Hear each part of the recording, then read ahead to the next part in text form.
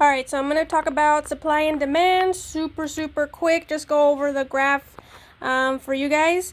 So, of course, draw out your graph right quick. Remember that on the y-axis we have price. On the x-axis we have quantity. Don't forget that supply to the sky, label it as S1. Demand to the land, label it D1. Where they intersect, this is your equilibrium.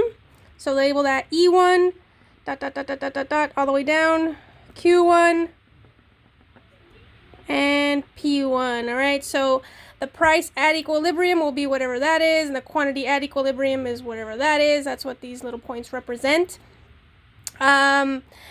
So when we're talking about supply, remember that we're talking about producers being able to either sell something or make something. So how will whatever situation is going on affect how producers, can sell things or make things? Consumers, demand is when we're talking about consumers. How will whatever the situation is affect how people demand or want to buy a product?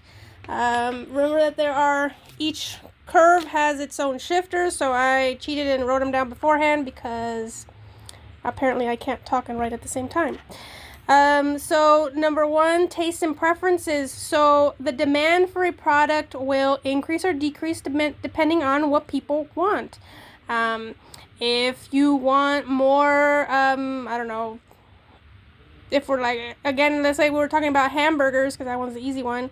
If you want to be a little bit more healthy and you don't want to be eating beef anymore, so then your demand for hamburgers might decrease. You don't want to buy as many hamburgers because you're trying to be healthy. Number of consumers. This is something happened to the population where there are either more people or less people in the world. A lot of people died due to the plague. We have new immigration, so there's more people coming in, so now there's more people, so that means more people don't want to buy the product that we're talking about. Price of related goods. If we're talking again about hamburgers, what will happen to the demand for hamburgers if tacos are cheaper? Well, if tacos are cheaper, then that means people are going to want to buy more tacos and less of the hamburgers, so demand would decrease for it. Income, if people have more money or less money.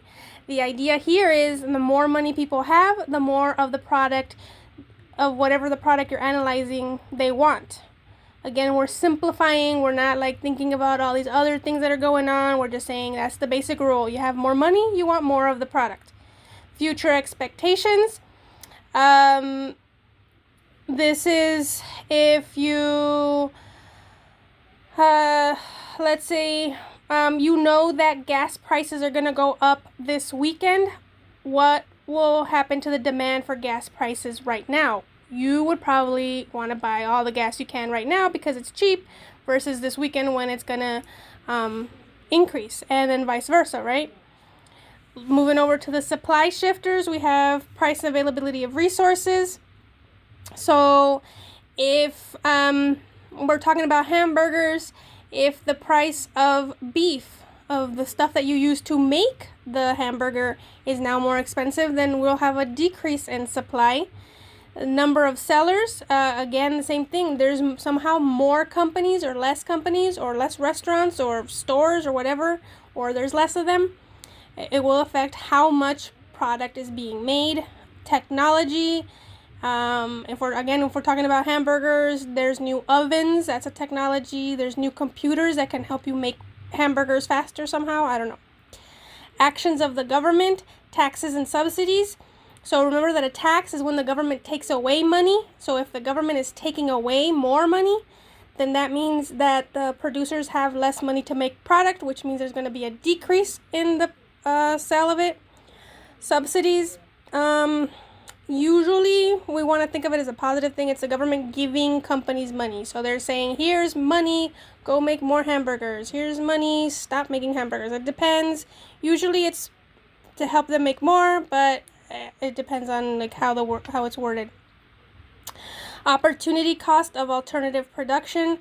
So if you can make hamburgers, or you can make tacos, and the taco is now more expensive as a producer, this is where students kind of get a little bit lost. As a producer, you want to sell the thing that's going to make you more money. If hamburgers are super cheap and tacos are more expensive, you're going to want to go and sell that taco so you can make more money. Because remember, as a producer, they want more money. Expectation of future profits kind of goes the same thing. The more, if you think you can make more money in the future, then you're going to hold off on selling your product now. If you think you're going to somehow, nobody's going to want it in the future, like, let's say that you sell what's it called? Like the people that sell the little teddy bears with the Valentine stuff on the side of the street. Obviously, before Valentine's Day, they want to be out there selling as much as they possibly can, because they know that the day afterwards, nobody wants the leftover Valentine stuff. So they want to sell it before instead of after. So that's just, again, a quick review of it. Shifting the supply and demand curve. Remember that a shift is always to the right, a movement to the right.